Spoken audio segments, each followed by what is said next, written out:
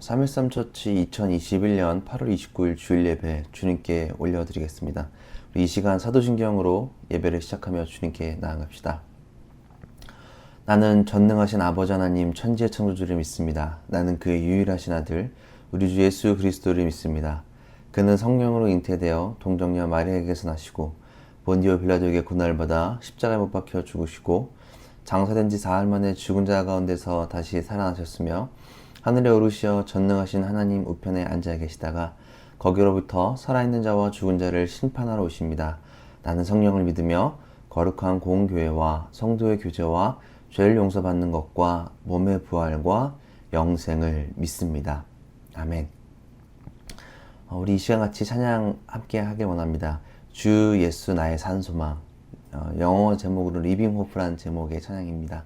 우리 이 시간 같이 전심으로 또 마음을 다하여 우리 주님께 찬양 올려드립시다.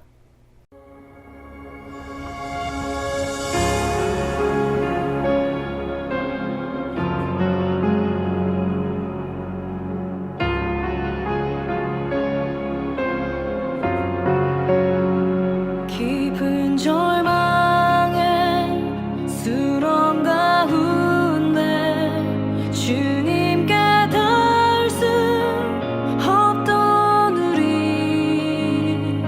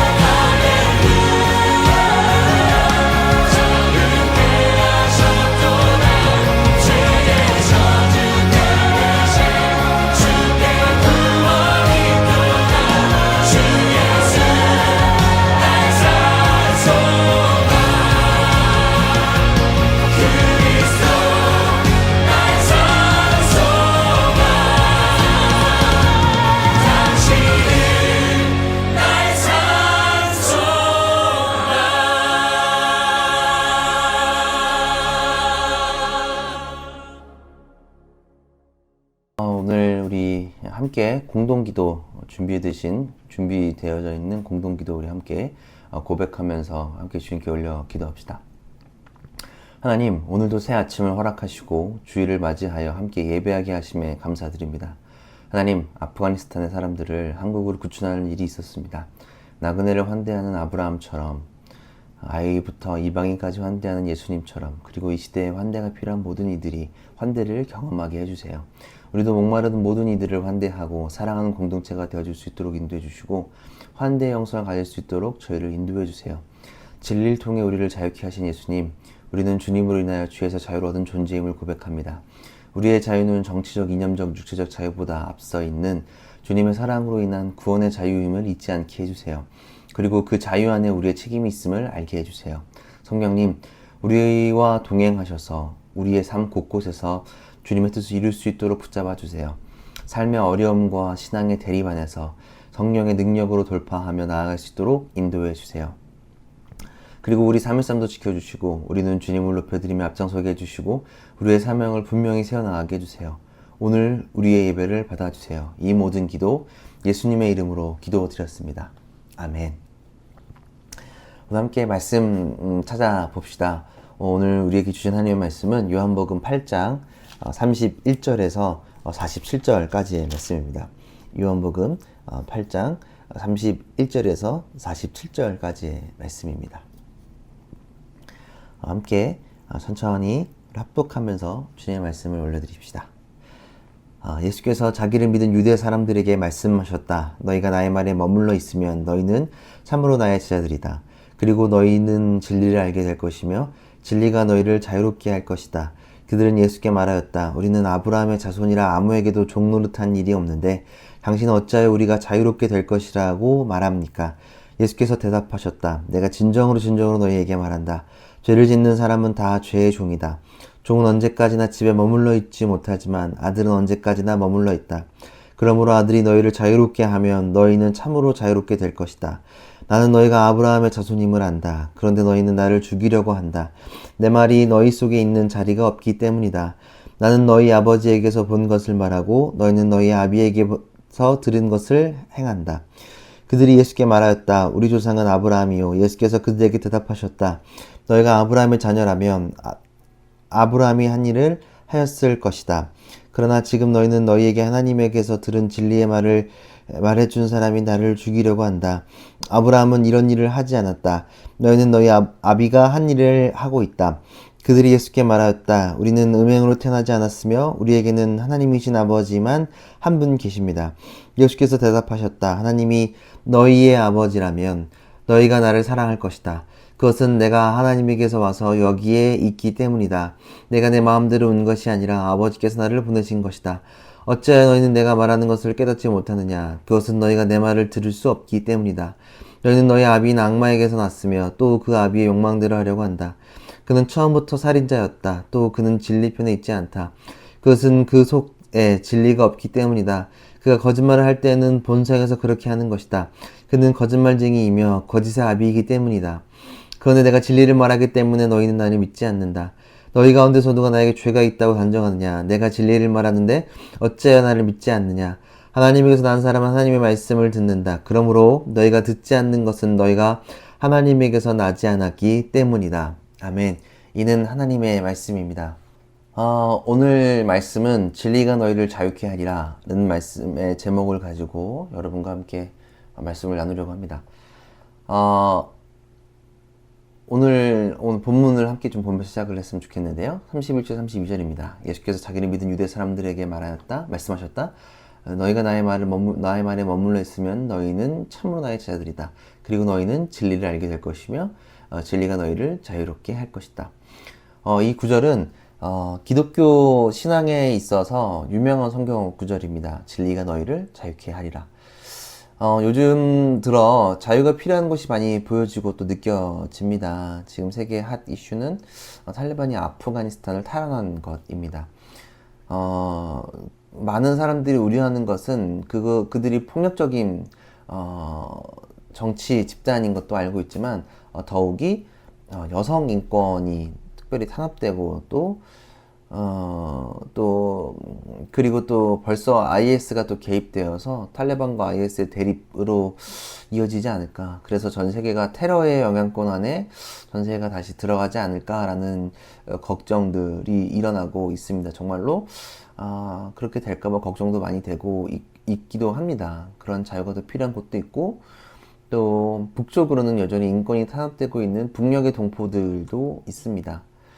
뭐 굳이 말하지 않아도 10년 동안 정말로 인간 대접을 받지 못하고 또 자유가 억압되어져 있고 정말 삶의 자유를 누리지 못하는 사람들이 그곳에 있다는 것을 우리가 직감적으로 들을 수 있는 것입니다. 그리고 여전히 제가 기도할 때도 차별에 대해서 한 몇 달간 계속 기도하고 있고 하고 있지만 정말 대한민국에 많은 차별이 있는 곳에 자유가 정말로 필요합니다. 대한민국이 성장했고 명실상부 선진국 반열에 올랐지만 우리가 함께 누려야 할 자유가 좀 제한되어져 있다는 사실이 안타깝기도 합니다. 그래서 여전히 자유에 대해서 갈망하는 게 아닌가. 그리고 자유가 많은 곳들에 있어서 필요한 상황이지 않을까라는 생각을 계속 하게 됩니다. 그럼 여기서 자유의 반대말이 무엇일까요? 제가 앞에서 말씀드렸다시피 뭐 억압, 탄압, 차별이 궁극적인 자유의 반대말은 본문에서 말하는 반대말은 아닙니다. 자유의 반대는 죄입니다. 인간의 본성을 괴롭히고 있는 그 죄에 대한 자유를 오늘 본문에서 이야기하고 있습니다. 그러면 성경에서 말하는 죄는 단순히 뭐 살인이나 혹은 뭐 사기, 우리가 누군가를 미워하고 때리고 뭐 그런 죄를 이야기하는 부분이 아닙니다. 이것도 물론 죄이지만 이것보다 더 고차원적인 그 죄에 대해서, 정말로 본질적인 그 죄에 대해서 이야기하는 것이죠. 그것이 무엇이 아주 간단하게 말씀을 드리면 하나님과의 관계가 연결되어짐이 어긋난 상태를 이야기합니다. 그것이 성경에서 말하는 원죄입니다. 이게 뭐냐면 인간은 하나님을 바라보게 돼 있고 하나님을 찬양하게 되어 있는 존재들이고 하나님께 예배하는 존재들이어야 되게 하지만, 그리고 하나님과 친밀한 아들 딸의 관계이어야 하고 제사장 직분을 가진 사람들이지만 이것이 어긋나져 있는 상태, 죄 때문에 하나님을 바라보지 못하고 다른 곳을 바라보고 있는 그 상태를 원죄라고 이야기합니다. 그래서 여기서 말하는 자유는 정말 죄, 뭐 탄압, 억압에 대한 자유이지만 그것보다 앞서서 하나님과의 관계 회복의 진정한 자유를 이야기하게 되는 것입니다. 하나님과의 진정한 죄의 관계의 어긋남이 회복되는 것이 자유이다라고 이야기합니다. 그러면 이 자유는 우리가 어떻게 좀 누릴 수 있을까? 진리를 알아야 된다고 하는데, 그럼 진리를 어떻게 할 수 있을까? 31절에 그 말씀이 있습니다. 31절에 너희가 나의 말에 머물러 있으면 너희는 참으로 나의 제자들이다. 나의 말에 머물러 있으면 거한다. 나의 말에 거하 있으면, 머물러 있으면, 그 안에 있으면 너희는 참으로 나의 제자들이다 라고 이야기합니다. 이 말이 뭐냐 하면 요한복음 1장 1절을 봅시다. 요한복음 1장 1절은 여러분들 성경에 요한복음 1장 1절 함께 보면 이렇게 나와 있습니다. 태초에 말씀에 계셨다. 그 말씀은 하나님과 함께 계셨다. 그 말씀은 하나님이셨다. 주님이 하신 그 말씀 안에 거하면, 말에 거하면 제자가 될 수 있고 진리를 알고 자유케 된다는 것입니다. 죄로부터의 자유를 하나님 말씀 안에 거하면 우리가 누릴 수 있다는 겁니다. 거한다는 것이 무엇일까요? 단순히 설교를 많이 듣고 단순히 예배 영상을 많이 보고 단순히 무언가의 행위를 많이 하는 것이 아니라 예수님께서 하신 그 말씀에 집중하고 주님께서 하신 말씀, 행동 하나하나를 찾아가고 그 말씀을 고민하고 내 삶에 적용하는 것들이 거하는 것입니다. 말씀을 많이 듣는 것도 중요하지만 학문사 변형을 기억하시면 많이 듣고 분별하고 행동까지 이끌어지는 것들이 거하게 되면 하나님 말씀 안에 우리가 거하고 자유를 얻게 될 수 있다는 겁니다. 그래서 자유의 반대가 죄라면 진리의 반대는 부자유입니다. 진리의 반대는 부자유입니다. 부자유는 우리를 진리를 보지 못하게 만들게 되고 만들지 못하게 됩니다. 그리고 죄로부터 자유를 얻게 되면 진리 안에서 진정을 볼 수 있고 진실을 보게 되고 진심을 볼 수 있게 됩니다. 주님이 진리 안에서 자유케 되면, 진리로 자유케 되면 진리 안에 진정과 진심과 진실을 볼 수 있게 됩니다. 그래서 사람들에게 주님은 진리가 너희를 자유케 하리라 라고 말씀하시는 것입니다. 그러나 이러한 말씀에 불편함을 가지고 있는 사람들이 여전히 있습니다. 32절, 33절을 함께 보면 그들은 예수께 말하였다. 우리는 아브라함의 자손이라 아무에게도 종노릇한 일이 없는데 당신은 어찌하여 우리가 자유롭게 될 것이라고 말합니까? 사람들은 우리는 누구에게도 종노릇한 적이 없습니다 라고 반문합니다. 왜 그랬을까요? 나는 종노릇한 적 없다. 왜 그랬을까? 이것은 조금 사실은 역사적인 맥락을 좀 봐야 하는데 고레스 칙령 이렇게 말하면 조금 어려울 수 있지만 이스라엘이 포로기가 있었습니다. 우리나라가 고려시대 원나라에 침략을 받고 끌려갔던 것처럼, 그리고 우리 가끔씩 청나라나 혹은 중국의 탄압 속에서 막 포로들이 끌려가고 이렇게 했던 것처럼, 아니면 임진왜란 이후에 여러 가지 포로들이 있었는데 이스라엘도 동일하게 포로기 시절이 좀 비슷하게 있었습니다. 그때 페르시아 시절에 고레스 칙령이 이루어집니다. 그때 성경이 어디에 나와 있냐면 에스라 느헤미야에 그 내용이 좀 기록되어져 있는데 요때 사람들이 포로기로 있다가 다시 돌아오게 됩니다. 그러니까 이스라엘 당시에도 포로기가 있었고 역설적으로 요 당시에도 로마의 통치 아래 놓여져 있었습니다. 사실은 이미 포로기를 우리가 지금 우리가 대략 알고 있는 것도 두 가지 정도가 지금 있는데 사람들이 없다라고 말하는 이유가 무엇일까? 아마 지금 말하는 사람들은 예루살렘 특별구역에 살았던 아마 제사장 가문이었을 거라고 판단됩니다. 이들은 누군가에게 복속된 적이 없었다는 자부심이 있었습니다. 그래서 종노릇한 적이 없다라고 이 사람들은 말하는 것입니다. 이 사람들은 간 적 없으니까 틀리지도 않고 100% 맞는 말도 사실은 아닌 것을 이야기하고 있는 거죠. 우리가 종종 전도를 할 때 우리는 죄인입니다. 당신은 죄인입니다. 라고 말할 때 사람들이 이렇게 반문합니다. 나는 살아오면서 죄를 지은 적이 없는 착하게 살았는데 라고 말하는 것과 지금 맥락과 비슷한 것입니다. 왜냐하면 착하게 착하게 살아온 것과 상관없이 사람들은 하나님과의 관계가 어긋나 있으면 누구나 죄인이기 때문입니다. 오늘도 예수님은 그런 말씀을 하시는 거죠. 그래서 34절에 예수께서 대답하셨다. 내가 진정으로 너희에게 말한다. 죄를 짓는 사람은 다 죄의 종이다 라고 말씀하십니다.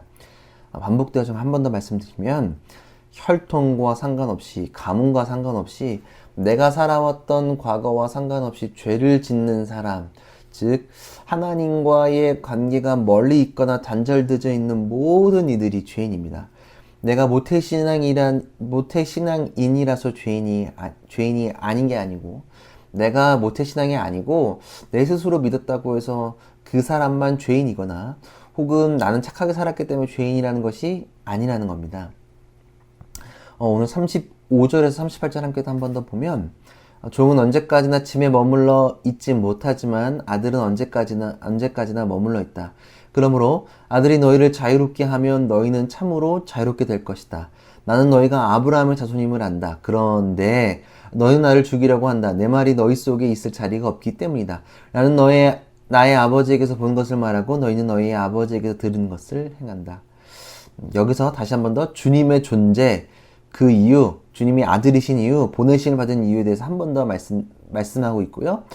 본문에서 지속적으로 주님께서 반복되어져 있는 말씀, 요한복음의 핵심 부분, 내가 어디에서 왔고 나의 아버지는 하나님이시며 나는 그의 아들이며 나는 그가 나에게 명령하신 일을 행한다 라는 것을 한 번 더 강조합니다. 그리고 아브라함의 혈통을 한 번 더 말씀을 하게 되는 거죠. 36절을 한 번 더 보면 30절 한 번 더 봅시다. 그러므로 아들이 예수가 너희를 자유롭게 하면 너희는 참으로 자유롭게 될 것이다. 나는 너희의 아브라함의 자손임을 안다.